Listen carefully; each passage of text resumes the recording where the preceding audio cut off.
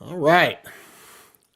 We are live. Today is Sunday, January 26, 2025. Day 26, my friend Nick, of live streaming or posting every single day in 2025. And I'm really excited to have you here with me this morning, buddy.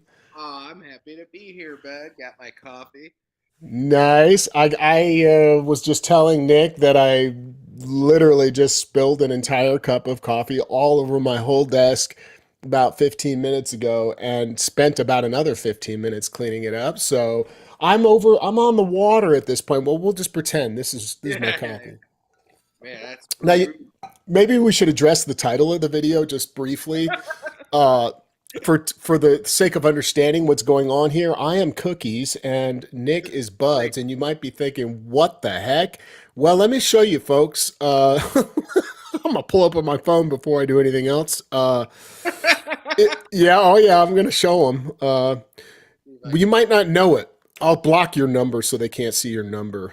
I'll put my finger over your number, but you might not be able to see this too well. But that's Buds Bangladesh, and that right there is also, we know him as Nic Clark, but we have names for each other, so I thought I'd title it Cookies and Buds to There you grab are, your attention. Oh, cookies. there I am, Cookies Supreme, and apparently my alias is Sam Myers. That's who that is. I love it. You don't really have in my mind an alias like or whatever another alternate personality yet, but dude, it's great to have you. We got something in mind we were going to talk about today. Just kind of a chill conversation, but Nick and I have been kicking around this idea of unsung heroes or lesser known, lesser discussed harmonica players that really deserve the attention. What's another way of saying it, Nick, that we've come up with? That's pretty much it. That's the way to do it. But a quick little story: a harmonica player from here in Colorado that we're buddies with, Al Chesses. Hmm. He went and saw Gary Primich in town years back, and I think he was talking harp with Primich, and Primich said, um, everybody talks about Little Walter and Big Walter and all the greats, but they forget about what he said, the B guys. The B guys, yeah, yeah.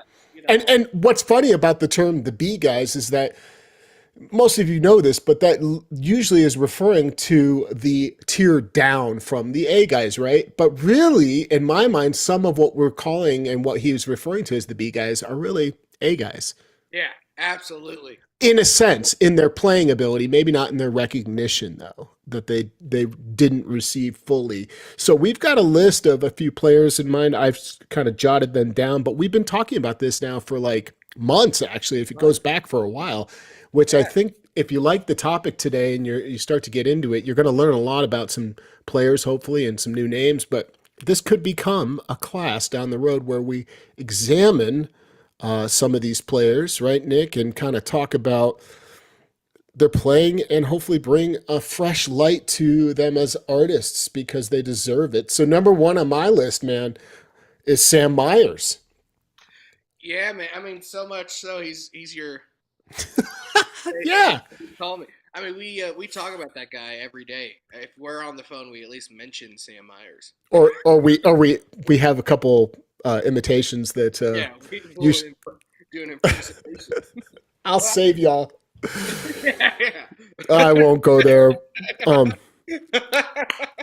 yeah, but and Sam Myers, if you guys don't know it, if you look up Anson Funderburg for some of his later in his not even really, I mean more than just his later career, like a decent chunk of his career with Anson, you'll find a bunch of recordings. Anson Funderburg, a Texas guitarist, singer who is one of my faves. He's such a lovely human being and a great player.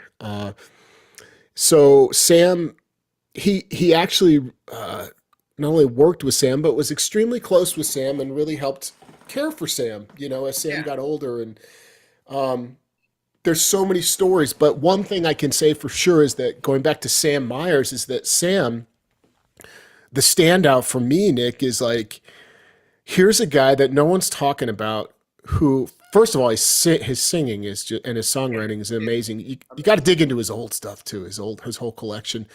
Yeah. but his harmonica playing is literally some of the most innovative and interesting when it comes to tone and phrasing. And that's what I picked up on with Sam. Yeah. The thing I think about these lesser appreciated masters, somebody like Sam or somebody like Snooky Pryor, who I know you love, I think one of the things that might be a drawback is that they have more obvious isms. Maybe they have a five chord riff that they like to lean on, right?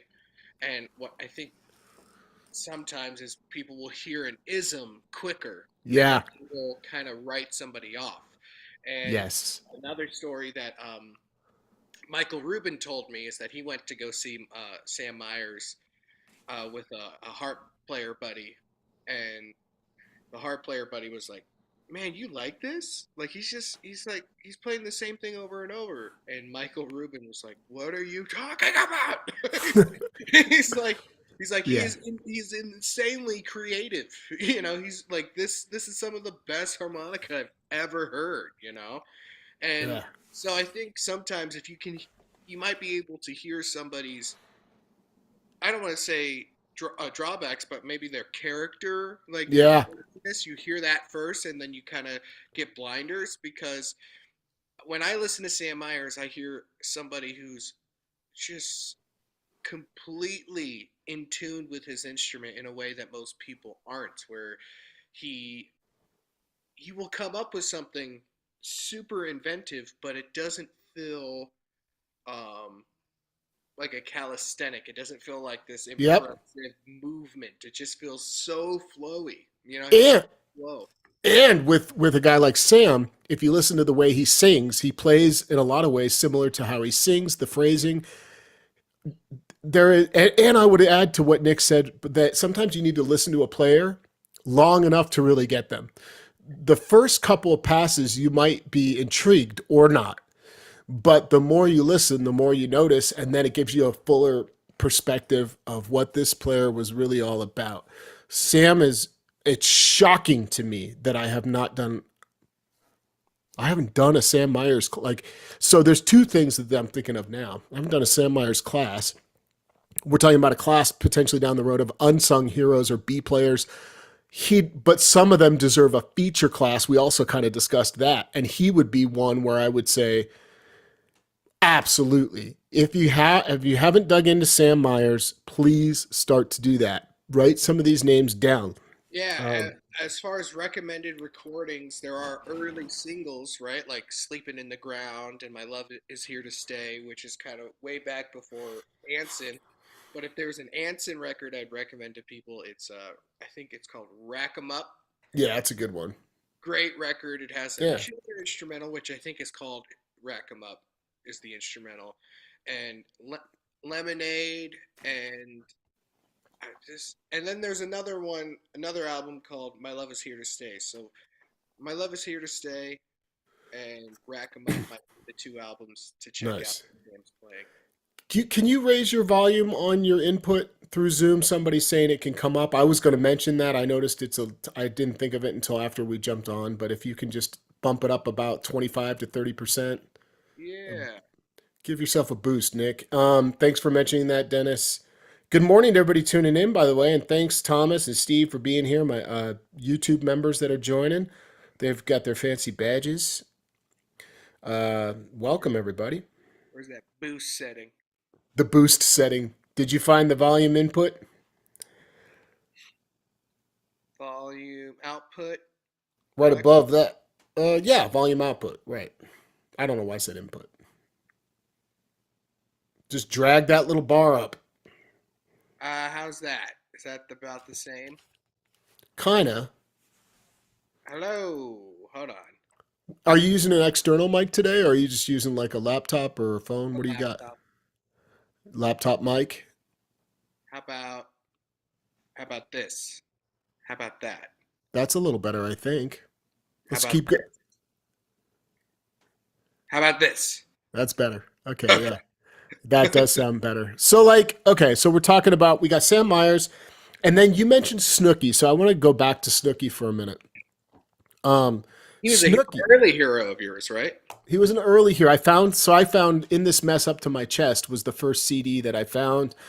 I studied it for a long time. And what I was super attracted to were two or three things. The first one, for beginners and intermediate players, which I was at the time, there were things I could latch onto. There were things that I could instantly go, hey, I think I can kind of get some of this and do that. That was number one. Number two, I was very attracted to his sound, his power, that big Chicago amplified sound, and his pocket. He had a really cool way of just accenting the pocket that is all Snooky. You need to be listening to a bunch of Snooky to get that vibe.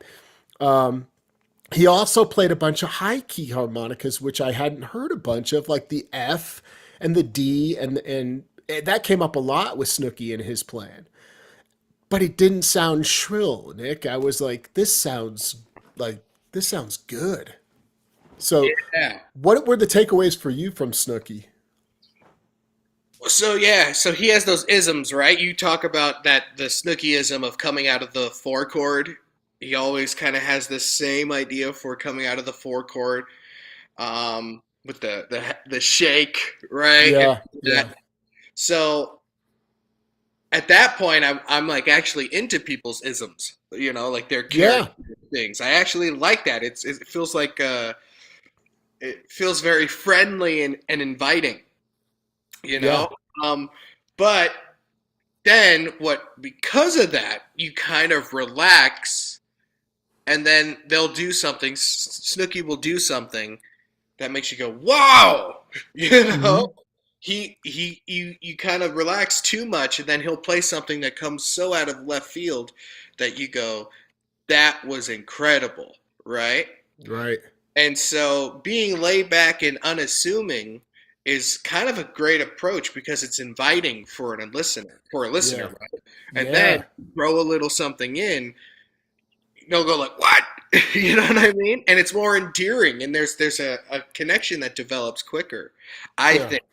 And that pocket thing you're talking about is pretty hip. And I texted you a couple weeks ago and we talked about it. Speaking of, I have this old school. Hey, Let me turn my background I can, off. yeah, I can kind of see him. I can kind of see him. Yeah, Look at that's that dude. But I was yeah, listening to him, and the thing I realized is, so he's kind of a precursor to Little Walter, right? There's even that song, the boogie song, that is juke, basically. yeah, yeah. Yes, I talked about that in one of my classes. Yes. Yeah. And so what's interesting is that even in this interview, he talks about it. He's kind of a harp player that plays harmonica influenced harmonica, where he's not, since he's before Little Walter, he's not, he didn't get really influenced by the saxophone, the bebop type of horn influence that Little Walter brought into the harmonica world. So if you wanted to hear the harmonica in a more pure harmonica context, Snooky is somebody to listen to. And he actually talks Yeah. about it in this magazine, this interview. He talks about when Little Walter came on the scene and he was getting into Louis Jordan and all these people and really Mm-hmm. changed the way people approach the harmonica. So I don't know if you want to hear harmonica at its roots. Well, I mean, one of his roots. Check out Snooky Pryor. You know. And his claim to fame is that he was likely one of the first to play amplified. Now, Yeah.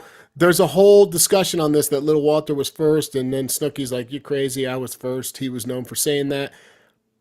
If you look, people don't realize how long Snooky had been playing. Like Yeah. he's been around for a minute. He wasn't of the. It wasn't like he hopped on the scenes in the late 50s. He had been playing in the 40s, right? I mean, when did he Yeah. start playing? I don't Yeah. remember his earliest recording. I can't remember, but there's some His really early old. recordings are definitely on that kind of John Lee Williamson, That's right. Sonny Boy number one type of early 40s type of blues. And, but the thing is like recommended stuff is In This Mess Up to My Chest, right? The live record that he did with Derek O'Brien Yeah. and later career. His early stuff is really good, that kind of early Chicago blues harp stuff. But then there's the 70s stuff that he did with Mm, Homestead James.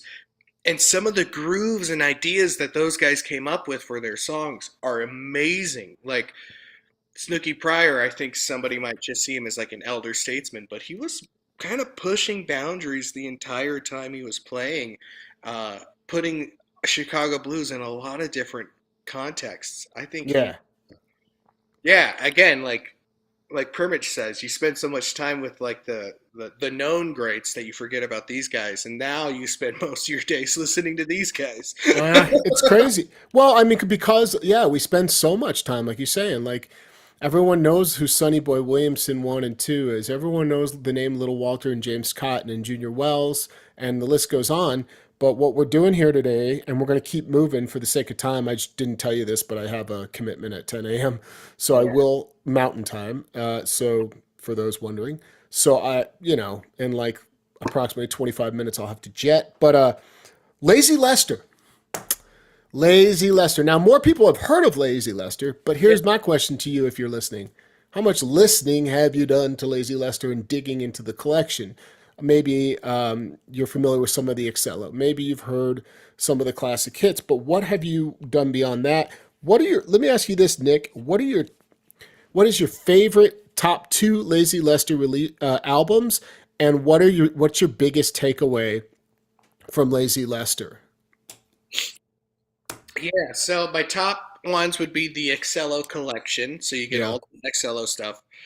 Um, and then the next one would be um, Blue Stop Knockin', and that is in the later years, and it has Jimmy Vaughn on guitar, and it came out on Antone's Records.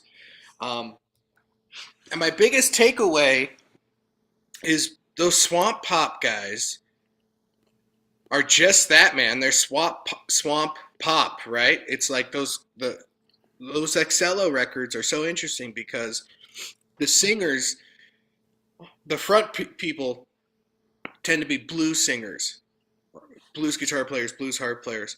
Mm-hmm. The rhythm section tend to be like Zydeco guys. The guitar players are like rockabilly dudes or country dudes, right? So these studio bands are the people that come from different genres completely, and they created swamp pop, and it's all these different kind of southern styles of music put into one little thing. And that's my biggest takeaway from Lazy Lester is Mark Weiner from the Nighthawks Yeah. told me this. He goes, man, if you listen to Lazy Lester, he sings like a country singer. His Yeah. phrase when he sings is country. He So does. the blues might be a Jimmy Reed shuffle, but the type of melody that he sings is like Hank Williams.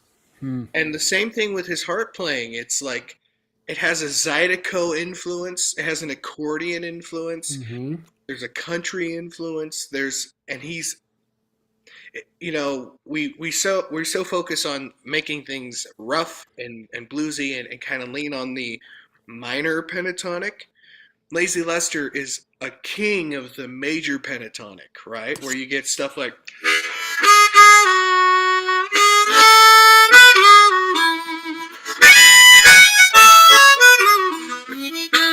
right? And all the higher register stuff sounds like an accordion, a Cajun accordion, and then Yeah. it's just I think he is somebody again that we listen to and absorb, but we don't actively listen to and hear the subtle differences where he'll play a line with the three draw double bend and then play the line again with the three draw single bend, and it's not a mistake. He's doing it with Right. intention. He Yeah. thinks in melody. He thinks like this is a good melody to play this note a little bit different, you And know. we were just talking about Shy Guy Davis before we jumped on, and how Yeah. the line I shared the other day when he's accenting the chord changes, changing the bend on the three, half versus full, or the four draw comes in for the five. That's hip, and at I don't know if the sophisticated is the right word, but it was a purposeful sort of decision that he was like, no, I know what I'm doing. You can hear that it was intentional. That's the word. Let's keep moving for the sake of time. I love the talk though, and I appreciate the insight on. And I love the fact that when I listen to Lazy Lester, one thing that I appreciate is that it's unpredictable. Like sometimes when you think something's happening, his phrasing is sort of like almost like a drunk guy that's got good balance. Yeah, he's he's like drunk, but like he never falls. yeah, Something yeah. I don't know if that makes sense. Okay. I got one to throw out there now. Let's see here. We got Sugar Ray Norcia, more of a modern player that would fall into the Rob Piazza, Kim Wilson era of players. Sugar Ray is probably a little bit younger than those cats, but not by much, maybe. I would have to guess that I'm just guessing that he's in his early to mid 60s at the moment. And so like Estrin and those cats are closer to 70 now. But Sugar Ray, some people know, some people don't. I will say this, hands down, for me of that generation, I think he is possibly, and I would, so now I'm going to say out of living harmonica players too, he is one of my all-time favorites at the very top. And he is one of the most powerful, creative players. What I love about Sugar Ray, this is my favorite thing about him, he forces you to feel the pocket. When he plays everything, it's groove driven and it's so tight. It's so heavy that the only person that even comes close is like Big Walter. He's got the Big Walter vibe. But that was his biggest influence. Exactly. And so there's no one, not a Kim, not anybody. And by the way, I say not Kim, but Kim's one of my all-time favorite players. I listen to him probably more than anybody, but like there's nobody that took and used tongue blocking and used other approaches to just playing groove the way that he did. And his creativity and his attack and his ability to control the nuance of his playing it is still impeccable. What's the name? Is it the Blue Tones? What's the band? Yeah, Sugar, Sugar Ray and the Blue Tones. Yeah. what is it for you, man? Because for me, it's like all around, like his phrasing, his pocket, and his tone. He's got the biggest sound. I just love, and I've never met Sugar Ray. I would love to go. Either, yeah, yeah. I haven't seen him live. Like this has got to happen soon. Now that we're talking about this, what's it for you? Hit him on the seminar, or on a Ooh, retreat. yeah, So the thing about him, I think Primich is the same thing. When you introduced me to Primich, it blew my mind. And I would say that those two guys in particular took hmm something from Big Walter that I love. Not only the tone, but this ability to really balance rough and powerful with like bring tears to your eyes yeah. vulnerability, like and it's, if we wanted to break it down into music theory, it's balancing major and minor notes, right?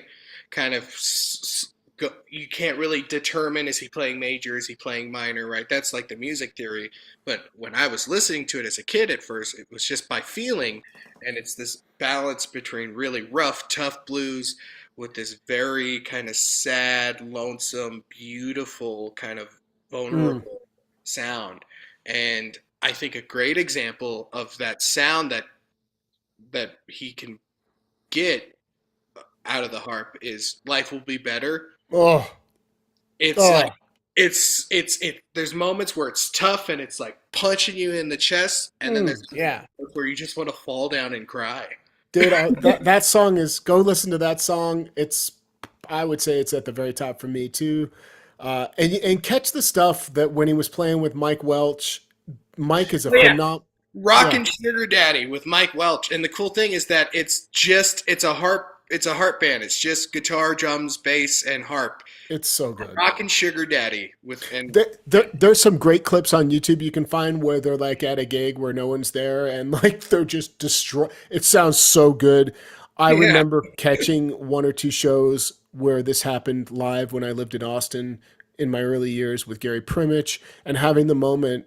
And same with like a Guy Forsyth, who was one of my biggest Guy Forsyth is one of my biggest inspirations. He was responsible for pushing me to really want to play harp in the first place. But there were times when I'd go see these guys, no one's in the room, and I'm just like, I don't know if this is a gift or like I should just be upset, but like, how could no one be here? Like, they're just conjuring this magic and it's all for me. But Yeah. all right, Speed round. let's keep going for the sake of time. We got Billy Boy Arnold. Yeah. So we all know Wish You Would, and Wish You Yeah. Would is perfect. I saw Kim Fields last July I played his harp showcase in Portland, and he played Wish You Would, and he played it note for note beautifully, just like the record, played it just like the record. And I turned to Hank Shreve and I said, you know, man, Wish You Would is a note for noter. I don't want to hear somebody their cool, like their No. their take on Wish. Just play Wish You Would, because that song is amazing, right? Wish You Would is a classic, but there are other Billy Boy Arnold songs that I think are insanely like underrated. Yeah, and there's an album called More Blues from the South Side that is just knocks me off my feet. You know, the harp on that album is incredible. Why is it that he often for me, and they're not stylistically, now that I'm like hearing it in my head, they're different, but why? I wonder what the connection is for me. I don't know the answer, but he often reminds me or brings me back to thinking about Jerry McCain for Yeah, some reason. I don't know why, but like Jerry McCain's a totally different kind of in player the in a lot of. pocket, they're kind of Is that that's what it is? prior type of thing because Billy Boy, when he was a kid, like a little kid, he learned harp from um, Sonny Boy number one, John Lee Williams. And so one thing about Billy Boy is that he emphasizes three blow more than two draw. All Mm-hmm. those kind of Sonny Boy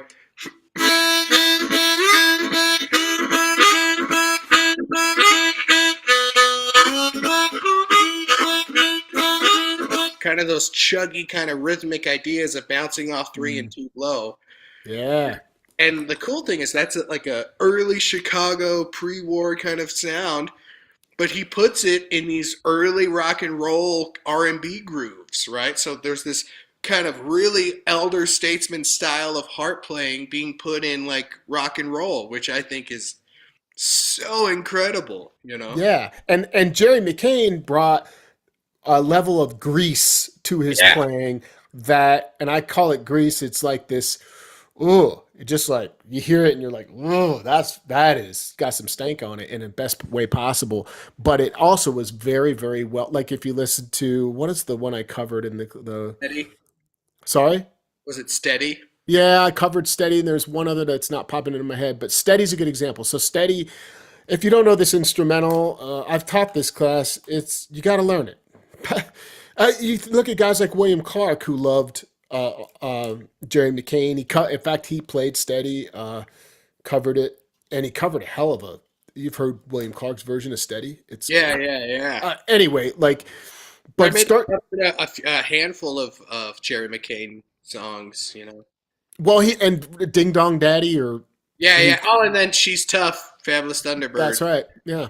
So and what's interesting about like not to go all the way back, but like Lazy Lester, Billy Boy, these dudes, if you hang around like Rick Estrin and Kim Wilson, they're always talking. These are their heroes. Yeah. They're not always just yes, they love James Cotton and they talk about Jimmy Reed and Billy Boy and all these cats. They're always hip to all these B players that we're mentioning today. So at any rate, Jerry McCain, make sure Billy Boy and Jerry McCain, two great players. I'm cruising for the sake of time, Nick. Yeah, yeah, yeah. Um, let me jump to something that maybe folks have not heard at all.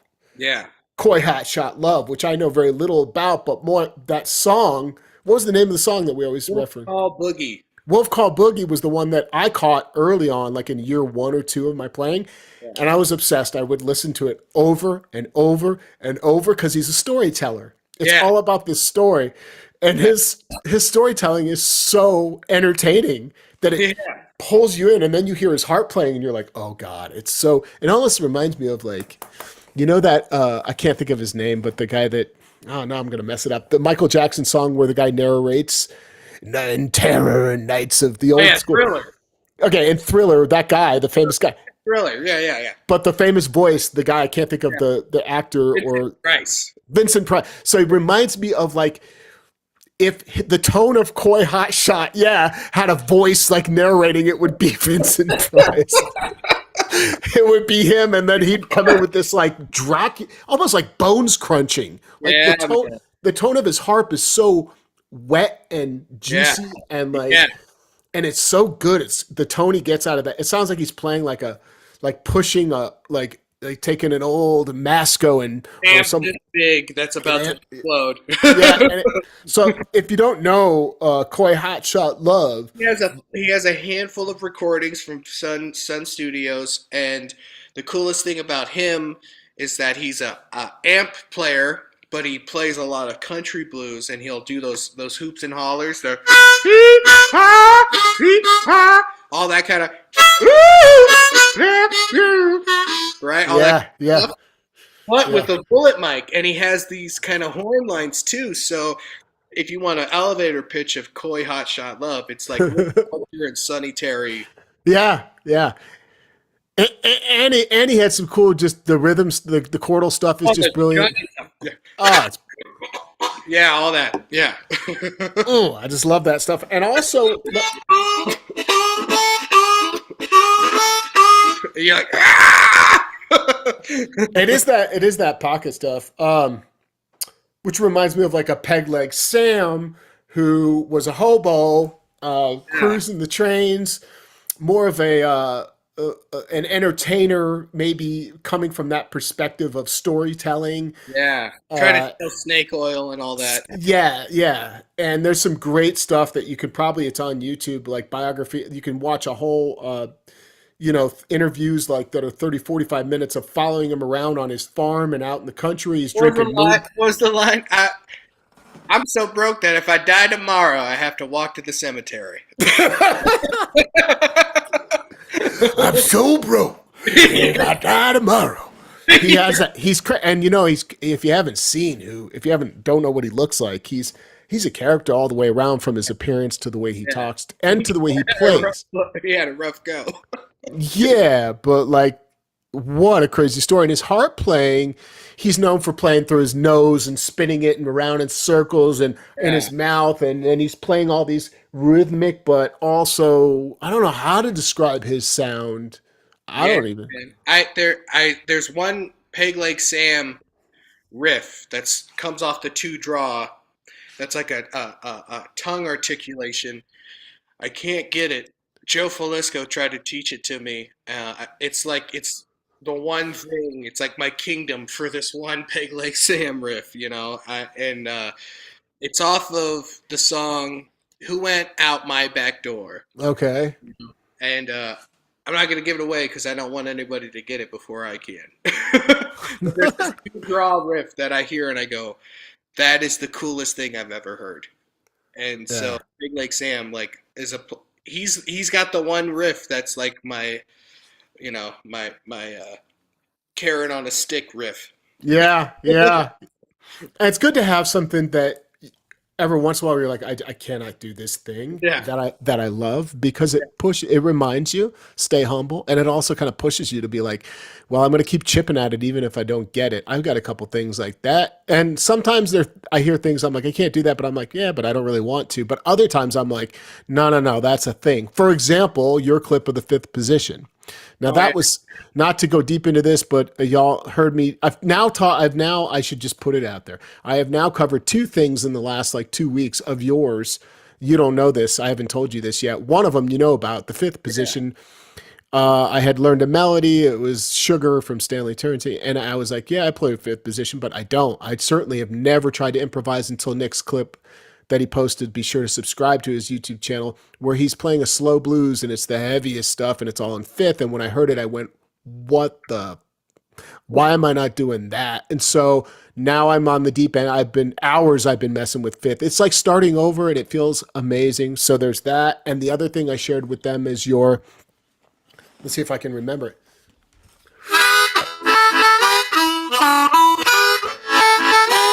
That Yeah. thing. I did a little short on that and gave credit and said this comes from Nic Clark. So y'all check that clip out, and he does much more than just that. It turns into the hybrid with some Sonny Terry whooping and all this cool stuff, and it's like Billy Branch and Sonny Terry came together and had a baby. All right. Maybe I'll link both those clips in this video description when we're done. You want to play? Hey man, Jam, give us a little sample of that. Would you be willing to do that? Ah, man.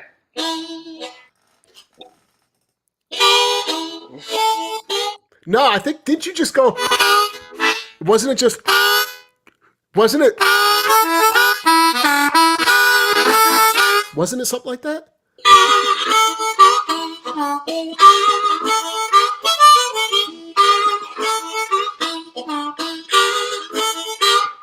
Yeah, yeah. How did you get to that from?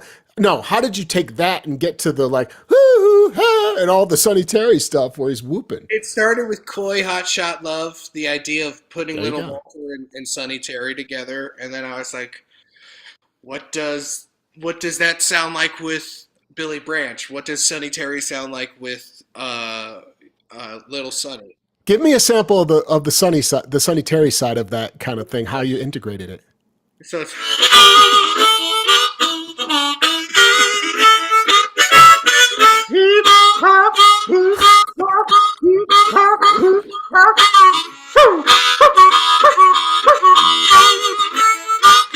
Yeah, yeah. nice, dude. That's awesome. Thanks for playing that. All right. But Sonny Terry's so funky. I think he should be in it.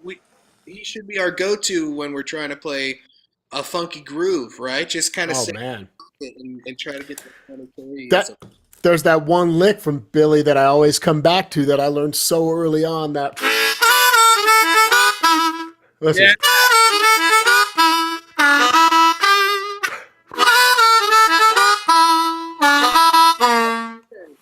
Think about a living legend that is kind of underrated, man. Billy Branch is such an incredible player, Yeah, he is.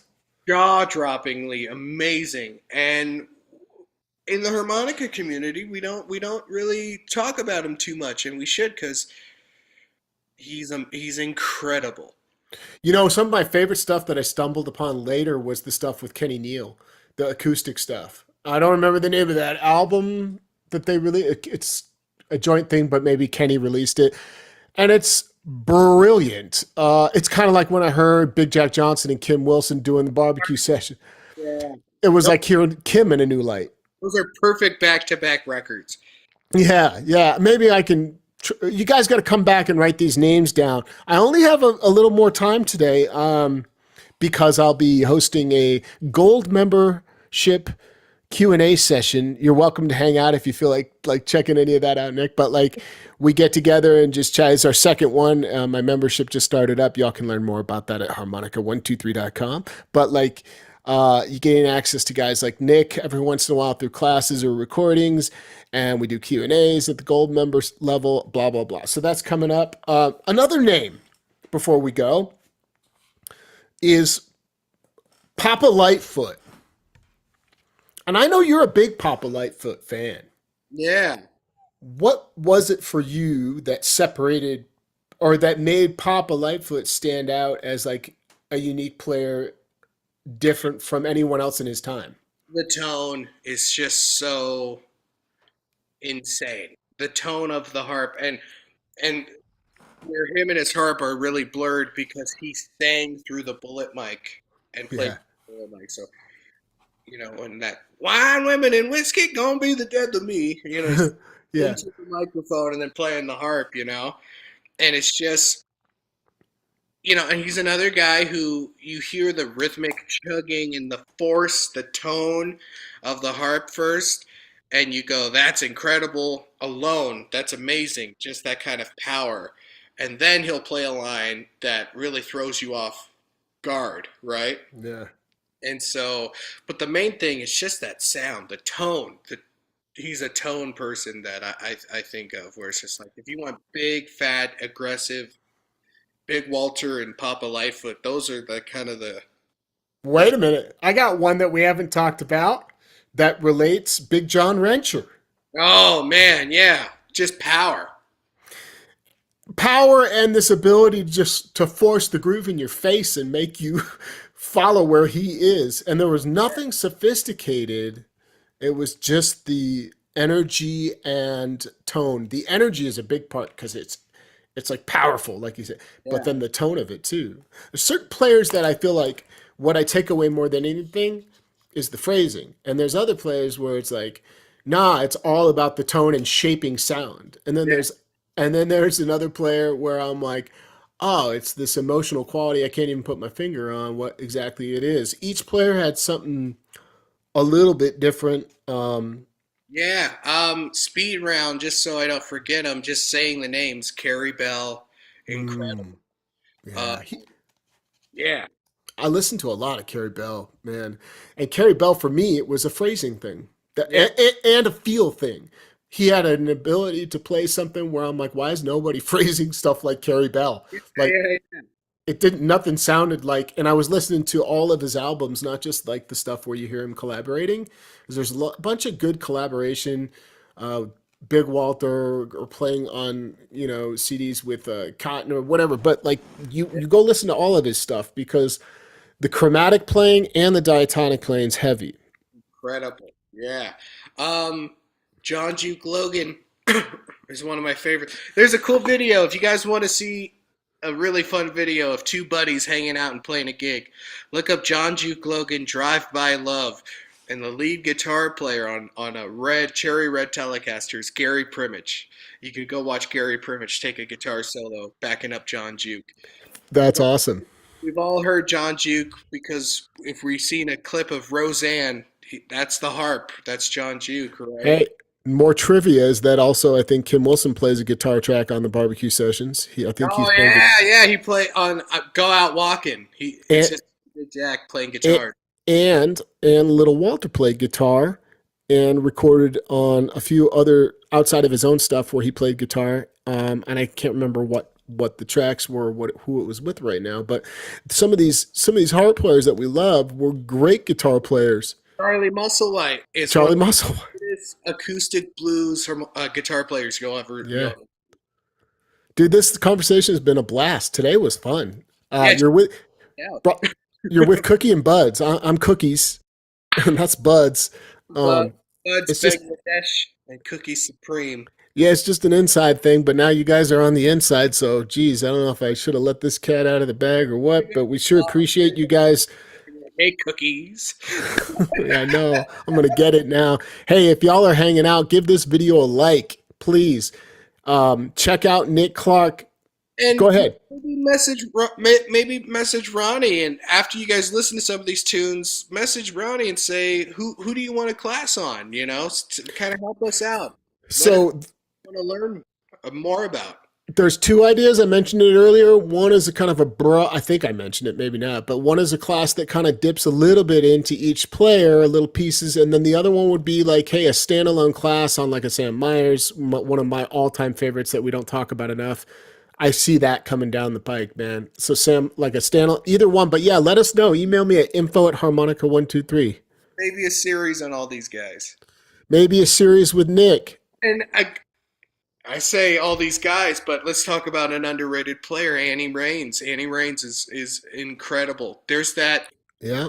I think there's that solo harmonica. What's Tom's last name? Walbach. Wabash. Yeah, yeah, and he has a few albums where he has a bunch of harp players send in solo recordings. Yeah. Oh, that's right. Yeah. The one that Annie Raines made is like the highlight on that whole record. She is so incredible, man. Her Yeah. thoughtfulness, and she doesn't have that power that some other people have, and so she kind of like calmly will That's cut the word. she'll cut you down without you noticing it, right? Some It's it's like hit you over the head, and she's like, I'm gonna sneak in, and you're not gonna oh, that I cut your head off. it's like the softest big tone that you can get. She has an ability to do exactly what you just said. She'll cut you down, and you don't even know you've been cut down. You're Yeah, you're on the ground with no legs, and you're like, "What just yeah, happened?" Well, Annie Raines walked by and cut your legs off, bro. yeah. With Uh, yeah. And by the way, before we go, because I do have to jet, there are a lot of great female players that we have not talked about. Big Mama Thornton. Who are some of the great female players that I can't think of? Do you have Oh, any others in the top of your head? I forget her name. She's a Cajun harp player. Joe Falisco would know her. Uh, Oh, his protege, oh no, no, Zoe. Yeah, Zoe. Zoe. Zoe's great. But there was an older lady from like the '60s and '70s who played Cajun. You know the right where it sounds like Okay. an accordion. I forget her name. I don't know if she's even recorded an album, but if you're into tongue blocking, if you're into that kind of like wall of sound that the harmonica can get. Tell you guys what. I got a jet, but I will update the video description with links to a. Let's not forget this, Ronnie. Please, I'll go back and listen to my own words, so I do it. Two of Nick's videos that I've already I mentioned today, the players we've mentioned, and anything else I can think of, I'll put it in there. Oh, good one, Rochelle Plas. Yeah, Charlie for sure. Big Nancy from New Jersey, right on. Thanks all of you for being here. If you're a gold member watching, I will see you in a couple minutes. So I got to jump. Nick, you're the man. Thanks for joining me. We'll talk to you a little later on today, perhaps. Cheers. Y'all make it a great rest of your day.